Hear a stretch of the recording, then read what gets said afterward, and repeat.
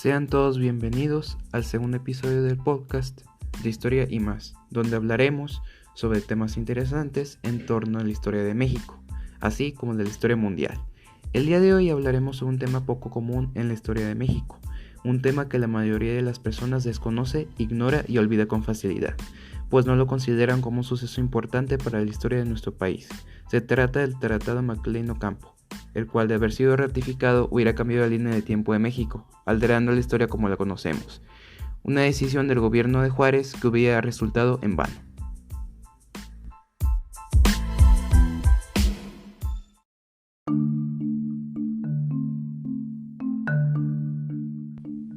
A mediados del siglo XIX, México sufrió numerosos eventos que dañaron severamente el poder, control, estabilidad y soberanía nacionales. Esto causó un terrible manejo gubernamental del presidente Antonio López de Santa Anna sobre el territorio nacional.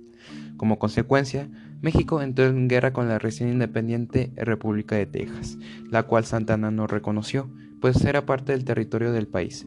Luego, ésta se rindió ante los tejanos y fue obligado a reconocer su independencia de México. Posteriormente, este territorio se anexaría al país vecino de los Estados Unidos de América.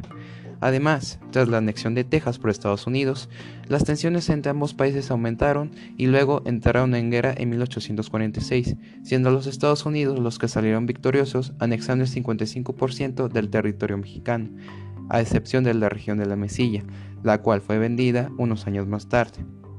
Con esto quedaba en claro que Santa Anna era la burla para México y también para el mundo, pues sus acciones hicieron que el país fuera el hazmerreír de todos. Las cosas no acababan ahí, pues México ahora carecía de recursos económicos después de exhaustas guerras y peleas, por lo que el presidente recurrió a negociar con el embajador James Gadsden y decidió vender el territorio norteño de la Mesilla, ubicado en los actuales estados de Nuevo México y Arizona, al mismo país que lo dejó como un perdedor, Estados Unidos. Esta fue la detonante de una rebelión en contra de él, pues el pueblo y los liberales mexicanos ya estaban hartos del pésimo trabajo de Santa Anna como gobernante, además considerando este acto como traición a la patria. De esta manera, el 1 de marzo de 1854, los liberales Juan Álvarez, Ignacio Comonfort y Florencio Villarreal decretaron el Plan de Ayutla, que desconocía a Santa Anna como presidente, dando inicio a la Revolución de Ayutla. Al final, Santa Anna fue derrocado y se exilió el 9 de agosto de 1855, dando paso a un gobierno liberal, gobernado por Juan Álvarez y posteriormente por Comonfort. Estos gobiernos se caracterizaron por introducir las leyes de reforma, que básicamente separaban los poderes de la Iglesia Católica del Estado. Además, en 1857 se promulgó una nueva constitución política, la cual tenía bases liberales y reducía el poder de la Iglesia. Sin embargo, Comonfort declaró que la Constitución no lo permitía gobernar, y el 17 de diciembre de ese año, el general Félix Zuloaga, conservador, proclama el Plan de Tacubaya, desconociendo la Constitución de 1857. El presidente se adhirió a este plan e incluso invitó a Benito Juárez a unirse a él, pero Juárez rechazó la oferta y posteriormente fue encarcelado. Más tarde, al ver que este plan solamente afectaría a quienes apoyaran la Constitución, Comonfort decidió retractarse de su decisión y perdió el apoyo que tenía del partido y de los conservadores. Zuloaga ocuparía el cargo de presidente tras desconocer a Comonfort. Juárez fue liberado y formó un gobierno provisional liberal el 19 de enero de 1858 en Guanajuato, mientras que en el lado conservador existía un gobierno liderado por Zuloaga. La guerra de reforma había empezado.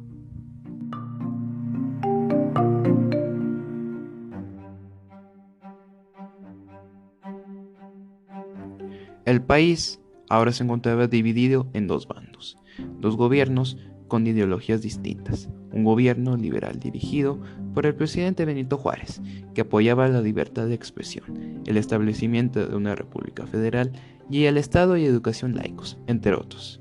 Y un gobierno conservador, liderado por el general Félix Zuloaga, que estaba a favor de la monarquía, ideas virreinales, educación y gobiernos controlados por la Iglesia y el control político, económico y social por parte de la clase alta. Para ganar la guerra, ambos bandos necesitaban recursos económicos para subsistir, y por ello necesitaban recurrir internacionalmente a otros países. para que los abastecieran de apoyos políticos, económicos y bélicos. En el caso de los liberales, su historia se remonta a varios años atrás.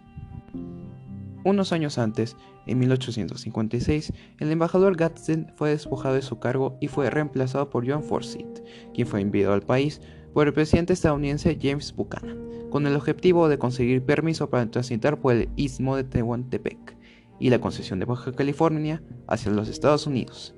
El istmo de Tehuantepec es una región angosta del sur de México, que comprende parte del sur de Veracruz y Oaxaca, y es un área de facilitamiento económico intercontinental, la cual, de haberse activado, hubiera facilitado el comercio y comunicación entre los dos océanos. Forsyth sabía que el gobierno mexicano no podía subsistir por sí mismo y que requería recursos económicos y apoyos diplomáticos de gobiernos extranjeros como los Estados Unidos, y que estos tendrían que apoyar a México mediante tratados y acuerdos. Y con el tiempo, México se convertiría en un protectorado estadounidense, es decir, que el país dependería directamente de Estados Unidos. Por ello, se empezó a desarrollar un plan diplomático y económico que permitiría a Estados Unidos transportar mercancía, material y suministros económicos y militares por el istmo de Tehuantepec y que sus ciudadanos transitaran libremente sin necesidad de permisos por parte de México. Además, se daría libre paso por la ruta entre las ciudades de Nogales y Guaymas y por las rutas de Camargo y Matamoros, hasta la ciudad de Mazatlán, pasando directamente por los estados de Tamaulipas, Nuevo León, Coahuila, Durango y Sinaloa.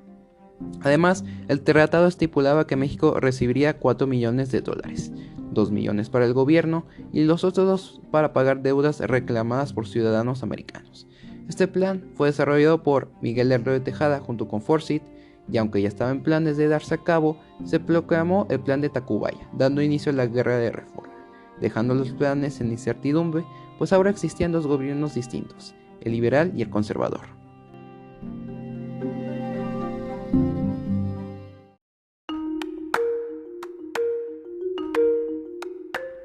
El gobierno estadounidense se vio obligado a reconocer a uno de los 2 gobiernos, siendo el conservador el que recibió dicho honor, a pesar de sus relaciones con los liberales en años anteriores.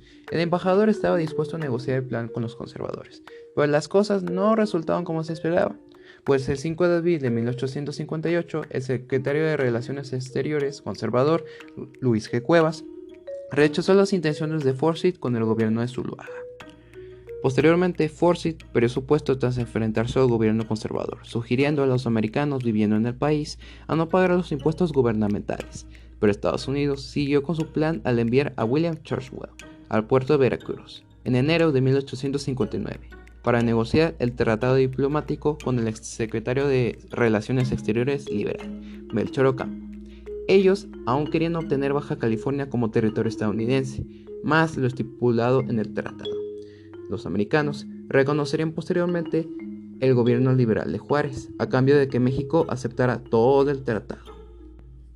Juárez necesitaba urgentemente el dinero estipulado en el tratado para conseguir recursos y armamentos para la guerra, pues los conservadores, liderados por Miguel Miramón, estaban ganando en el campo de batalla. Al no ver otra opción viable, los liberales decidieron aceptar esta opción para ganar la guerra con ayuda de los vecinos del norte. Después de que Churchill informara a su presidente de esto el 8 y el 21 de febrero de 1859, Buchanan reconoció oficialmente el gobierno liberal de Juárez como el legítimo de México y envió a un representante al país, llamado Robert McClellan, quien también quería Baja California como parte de Estados Unidos, cosa que los liberales no aceptaron. Pero luego las cosas irónicamente dieron un giro extraño. Cuando el embajador llegó a México, el bando conservador ya se encontraba un tanto debilitado y exhausto, por lo que el apuro de conseguir los recursos para ganar la guerra ya no era tan grande, pues el gobierno de Juárez ya tenía el reconocimiento americano. Sin embargo, los planes liberales para ratificar el acuerdo seguían en pie, a cambio de que Estados Unidos interviniera militarmente en México, cuando éste se encontrara en peligro. Tras una larga serie de conflictos y negociaciones, el llamado Tratado McClellan-Ocampo fue finalmente firmado el 14 de diciembre de 1859 en Veracruz. Para que México ratificara el acuerdo, se requería que el Congreso mexicano lo aprobara. Pero el problema es que no había un tal Congreso, debido a la guerra. Pero a Juárez no pareció importarle esto, y decidió aprobar el plan. violando el artículo 72 de la Constitución de 1857, que establecía que el Congreso aprobaría los tratados y acuerdos diplomáticos que celebre el Ejecutivo. El artículo 85, que establece que se celebran tratados extranjeros sometiéndolos a la ratificación del Congreso. Y el artículo 126, que establece que los tratados hechos por el presidente con aprobación del Congreso serán ley suprema de toda la Unión.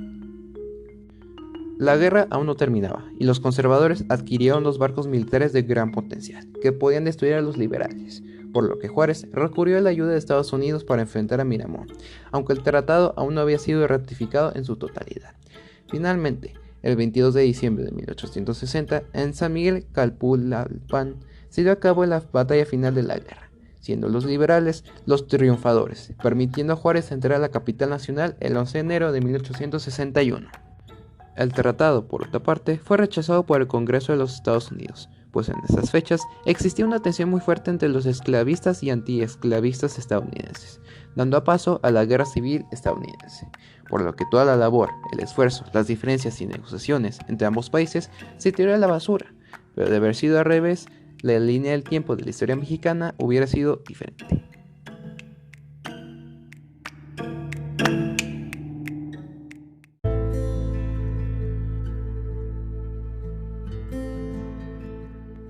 El Tratado McLean-Ocampo, u oficialmente llamado el Tratado Tránsito y Comercio, consistía en un total de 11 artículos más 2 artículos convencionales, los cuales eran los siguientes. El primer artículo establece que México cederá a Estados Unidos el derecho a perpetuidad por el istmo de Tehuantepec, de 1 a Otomar. El segundo artículo dice que ambos países protegerán las rutas del istmo y garantizarán la neutralidad del área. El tercero establece que México construirá 2 puertos para el istmo, uno al este y otro al oeste, además de que no impondrá impuestos a las mercancías y ciudadanos estadounidenses que transiten por él. El cuarto artículo del tratado decreta que México impondrá reglas en esos puertos para las mercancías americanas, para que éstas se depositen en almacenes, libres de impuestos de tonelaje, a excepción de gastos de corretaje y almacenaje, y que puedan ser retiradas para transitarlos por el istmo. En el quinto artículo, México protegerá militarmente a las personas y mercancías que transiten por el lugar. De no ser así, Estados Unidos intervendrá en la región con el consentimiento del gobierno mexicano, hasta que éste decida cuando ya no sea necesario. Sin embargo, si los ciudadanos y materiales americanos peligran en el istmo, Estados Unidos tendrá permiso para protegerlos, sin el previo consentimiento de México, y se retirará cuando lo vea necesario. El sexto artículo estipula que México concederá libre tránsito militar a Estados Unidos por el istmo, así como libre tránsito desde la ciudad de Guaymas hasta Nogales, o algún otro punto de la frontera entre ambos países. El séptimo artículo es similar, pues establece de igual manera el derecho de tránsito desde las ciudades de Camargo y Matamoros, por la vía de la ciudad de Monterrey hasta Mazatlán, y desde Nogales por la vía de Magdalena y Hermosillo hasta Guaymas. El octavo artículo del tratado establece que el Congreso estadounidense deberá elegir qué mercancías de ambos países puedan venderse y consumirse en cada uno de ellos. De las mercancías y productos adjuntos al tratado se encuentran, por ejemplo, el arroz, huevo, carne fresca, chile, sal, harina, tocino, entre otros productos para su consumo alimenticio y de comercio. El noveno artículo establece que los ciudadanos estadounidenses pueden ejercer libremente su religión en México. Además, se pueden comprar y adquirir sitios para el culto público, los cuales serán considerados como propiedad de quienes los compran, a excepción de las comunidades y corporaciones religiosas que no pueden adquirir estos sitios. El décimo artículo dice que Estados Unidos dará a México una cantidad de $4 millones, de los cuales 2 millones se pagarán a México tras la ratificación del acuerdo, y los otros 2 restantes quedarán a manos del gobierno estadounidense, para pagar las reclamaciones hechas por sus ciudadanos en contra del gobierno mexicano por daños y prejuicios hechos por este último. El último artículo del tratado menciona que ambos presidentes ratificarán este acuerdo, y las ratificaciones serán intercambiadas en la capital estadounidense, Washington D.C., en un plazo de 6 meses a partir del día de la firma del acuerdo, o si no es que antes. Se añaden además 2 artículos convencionales al tratado. El primero menciona que si la seguridad de los ciudadanos de un país peligra en el otro y el gobierno legítimo de ese país no pudiera cumplir las estipulaciones del tratado, el otro gobierno se verá obligado a cumplir lo pactado y mantener el orden en la nación en conflicto, mientras que el segundo artículo convencional es el mismo que el 11º, en donde ambos líderes ratificarán el acuerdo.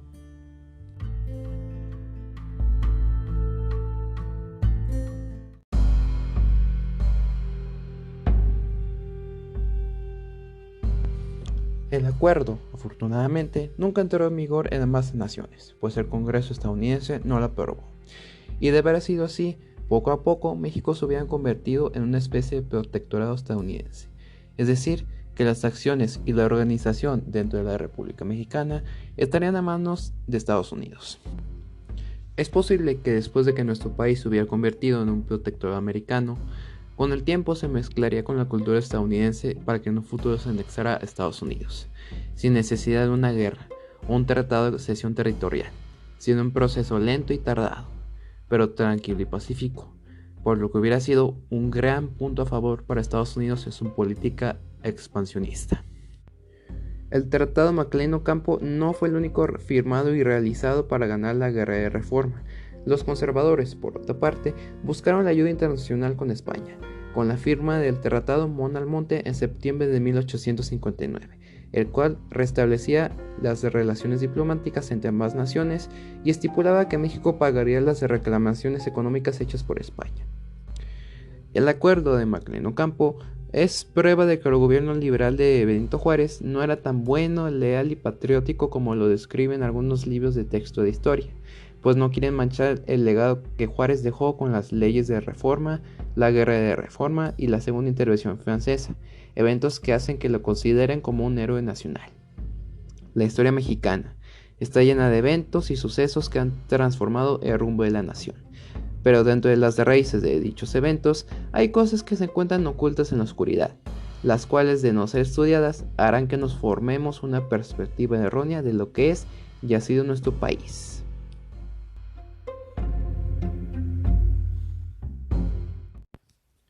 Este podcast fue escrito, producido y narrado por Diego García Cantú en el mes de diciembre del año 2020. Agradezco su tiempo y atención para este episodio. Nos vemos en el siguiente capítulo. Gracias.